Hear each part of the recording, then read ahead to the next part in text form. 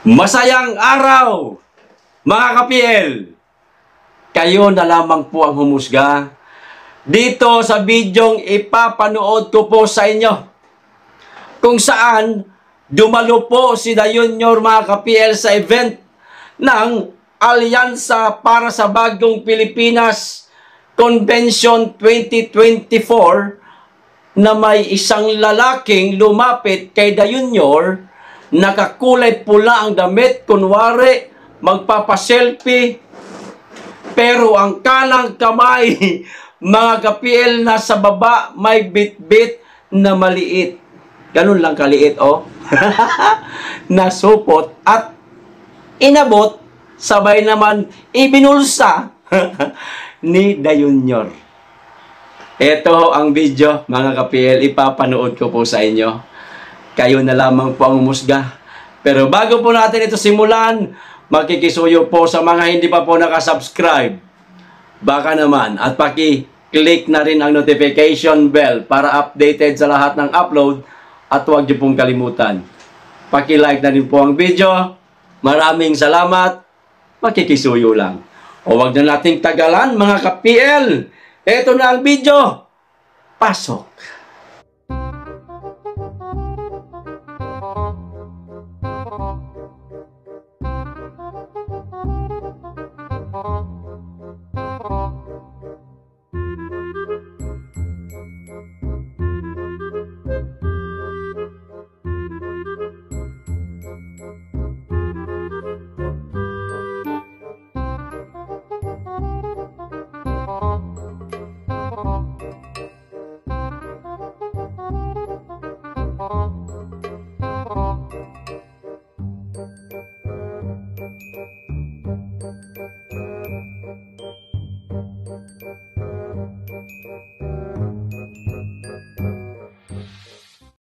Maliwanag ba?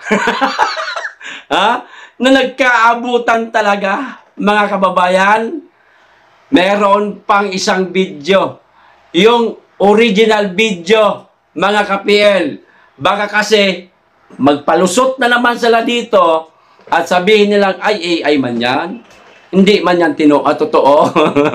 Malabo nga yung, yung quality ng video.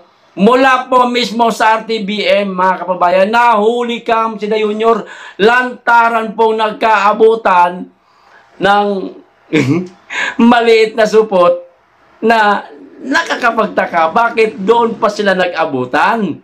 Ano ba ito? Sinadya para gumawa ng intriga lamang para maligaw na naman yung usapin na totoong problema sa lipunan? Ngayon, pag-usapan natin yung maliit na supot, mga kababayan. Mahirap din sabihin pulburon ito. Kasi hindi naman ho natin nakita kung ano talaga laman ng maliit na supot. Di ba? Mahirap din sabihin tabletas. Kasi sa edad ng Pangulo na yan, maaaring meron na mga maintenance yan, mga kababayan. Di ba? Baka high blood, mataas ang sugar, o kung ano pa man. Malabo rin kasi meron naman siya mga aid na maaring magbitbit ng kanyang mga gamot, maintenance, mga vitamina, di ba? Ngayon, dahil nga maliit na supot, mga kababayan, parang nagkaabutan lang sa kanto ng item.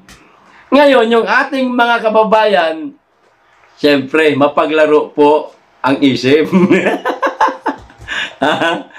Sinakyan ngayon ito ng ating mga kababayan.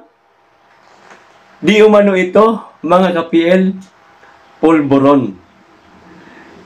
Maituturing ho kasi ito na sikretong abutan baga. Kasi hindi naman, wala nakakita na na mga nakapaligid kay The Junior Nagkataon lang talagang nakuhanan ng video ng RTBM, mga ka-PL, nako, delikado to. Bukas makalawa, may matatanggal na naman. Sa RTBM. At isa pang tanong, mga ka-PL, sino kaya yung lalaking nakakulay pula na lumapit kay Da Junior. Imposible namang ngayon lang sila nagkakilala o yung araw lang ngayon sila nagkadaupang palad. Di ba? Maaring matagal na silang magkakilala, mga kababayan. At baka matagal na rin nila itong ginagawa, itong pag-aabutan, pero sa kasamaang palad, ngayon lang nakuha na ng video. Kasi, halimbawa, ipagpalagay ko ang sarili ko, ako si Da Junior, mga kababayan. May lumapit sa akin. Ipagpalagay natin hindi ko siya kilala. Ngayon, inabot sa akin yung maliit na supot. Pagkadikit ng palad namin, mararamdaman mo na may laman. Teka, bibitawan ko. Iuunat ko yung daliri ko, yung palad ko. Hindi ko ititikom, nakukunin ko pa yung inabot sa akin. At sabay ibinulsa pa. Di ba? Pero, ang ginawa niya, talagang kinuha niya eh. Kung ako yon, halimbawa, hindi ko kilala yung tao na yon, hindi ko kukunin yan. Diba? Ano to? Baka nga mag-historical pa. Ano to? Sandali. Sino ka ba? Baka nga sitahin ko pa siya eh. Paalisin nyo nga ito. May mga bodyguard naman ako. Imbestigahan nyo to, ano inaabot sa akin itong mamang ito. Nakaharap sa akin ng camera. Pwede ako masira niyan. Pero hindi eh. Walang nangyaring ganon, mga kababayan. Di ba? Imbes na tanggihan niya, bitawan niya yung inabot, kinuha niya rin, sabay ibinulsa niya pa.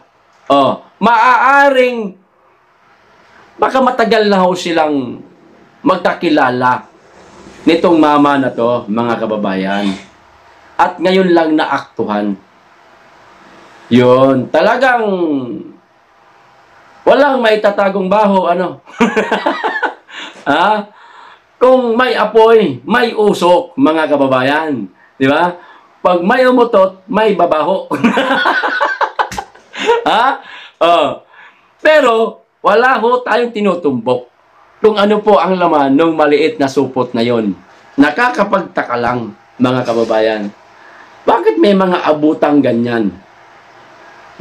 Tuloy, yung ating mga kababayan na malilikot ang imahinasyon, hindi mapigilan. Palibasa nga, na-intriga na itong si Da Junior sa paggamit di umano ng polboron. Marami na tayong mga nakita na mga indikasyon na itong mamang ito, di umano'y gumagamit niya. Na sa PDEA, na mga dokumento, video, di ba? Mga dating senador na nagbigay ng kanilang pahayag na itong mama nga na ito ay gumagamit daw ng pulboron. Katulad na lamang po ni dating Senador Coseteng, di ba, mga kababayan? Si Tatay Digong. Kaya, na sa nangyaring abutan, biglang pumasok sa isip ng ating mga kababayan, hoy, nagkaabutan ng pulboron! Ngayon, kayo na lamang po ang humusga, mga ka-PL. Di ba? Isa pa, kung ako yung lalaking nakakulay pula at talagang hindi ako kilala ni Da Junior, mga kababayan, mag-aalangan kang lumapit. Bakit? Presidente yan. At mayroon pang mga bodyguard. Hindi ka basta-basta makakalapit. Kung makakalapit ka man, meron pa nakaharang sa'yo, nasa likod ka lang, at kamay mo lang yung iaabot mo. Pero yun, napakalapit ho talaga eh. Kulang na lang yakapin niya yung presidente. Sabay magpa-selfie sila, hindi niya nga lang magawang yakapin kasi yung kamay niya nasa baba, may inaabot niyang maliit na supot. No? Akin lang ito, mga kababayan, parang matagal lang silang magkakilala. Parang lang. No? Ngayon, kung mali ako, di mali ako. Kasi, mahirap ko lumapit sa isang presidente. Kahit nga vice-presidente. Mga senador, medyo okay lang yan. Yan, yung dalawa na yan. Napakahirap po lapitan. Napakarami yung bantay niyan, mga kababayan. Pero itong lalaking nakakulay pula, Napakadali mo makalapit, biglang gusot. Picture, may inabot, sabay labas din kagad. Ganun lang kadali ang eksena. Kasama ang palad, may nakatutok na kamera, ayun. Pulburon. Okay, o ano ang masasabi ninyo? Hanggang dito lang po ang mga kababayan. Maraming salamat. Mag-ingat kayo lagi at higit sa lahat, mahalin natin ang Pilipinas. Be blessed.